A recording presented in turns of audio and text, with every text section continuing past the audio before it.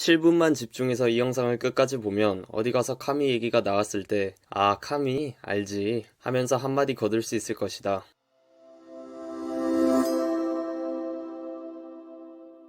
알베르 카미는 소설 이방인으로 우리에게 잘 알려져 있는 작가이다. 오늘 엄마가 죽었다. 아니 어쩌면 어제. 잘 모르겠다. 라는 도입부로도 유명한 이 책은 부조리를 인식하는 것이 참된 인간의 조건이라는 깨달음을 다룬 소설이다. 시지프 신화 역시도 서두에서 부조리와 자살에 관한 책임을 강력히 밝힌다. 삶은 그 자체로 부조리하고 그 사실을 부정하거나 바꿀 수는 없다고 카미는 말한다.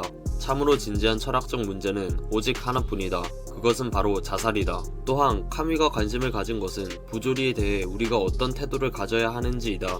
인간이라면 피할 수 없는 부조리를 목격한다면 우리는 그 부조리에 의해 자살해야만 하는 것인가? 아니면 그 모든 것을 감당해내야 하는 것인가? 나의 관심은 부조리의 발견이 아니라 거기서 이끌어낼 귀결 쪽에 있다. 의도적으로 목숨을 끊어야 할 것인가? 아니면 모든 것에도 불구하고 희망을 가져야 할 것인가? 이 질문에 대한 카위의 주장을 이해하려면 우선 부조리의 의미와 그가 쓴 표현들을 알아야 한다. 우선 부조리의 사전적인 의미는 인생에서 그 의의를 발견할 가망이 없음에 이르는 말이다. 그렇다면 어떻게 부조리가 발생할까? 카미에 의하면 부조리는 나의 합리적인 요구와 세상의 비합리적 대답의 대립을 느낄 때 발생한다. 예를 들어 이렇게 열심히 공부했는데 좋은 성적을 받을 수 있겠지? 라고 생각했지만 나쁜 성적이 나왔다거나 이 일이 나만이 할 수 있는 일이라고 생각했는데 내가 아니어도 누구나 할 수 있는 일임을 알게 되면 느끼는 노동의 허무함이나 지금 살아있는 것처럼 앞으로도 계속 살아가겠지? 라고 느끼는 육체와 언젠간 죽을 것을 인지하고 있는 정신 사이의 대립을 카미가 말하는 부조리라고 할 수 있다. 카미는 이 육체와 정신의 대립을 부조리라는 단어 이외에도 무대장치의 붕괴, 배우와 무대장치 사이의 절연, 낯섦, 이방인의 감정, 세계를 이해하지 못하게 됨, 구토 등 다양하게 표현한다.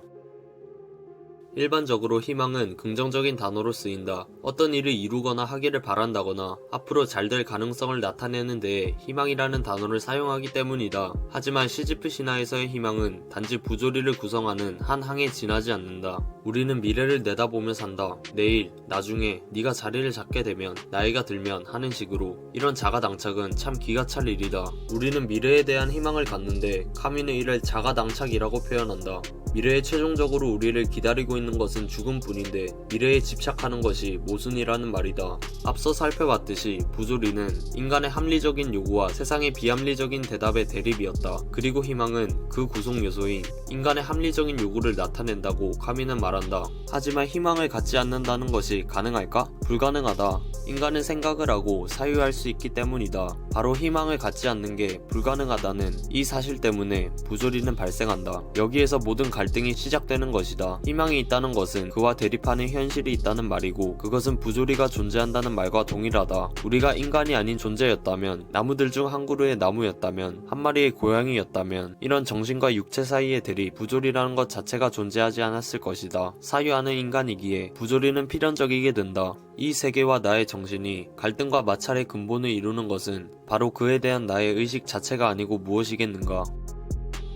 카미는 우리가 부조리를 견제하고 반항해야 한다고 말한다. 그리고 그 반항이 삶을 위대하게 만든다고 말한다. 부조리를 견제한다는 것의 의미는 무엇일까? 부조리는 육체와 정신 사이의 대립이다. 즉 둘 중 하나도 포기해서는 안되고 둘 사이의 대립 자체를 부정해서도 안된다. 여기에서 자살에 대한 카미의 대답을 알 수 있다. 자살은 육체를 포기하는 것이기 때문에 허용되지 않는다. 부조리를 해소시켜버리기 때문이다.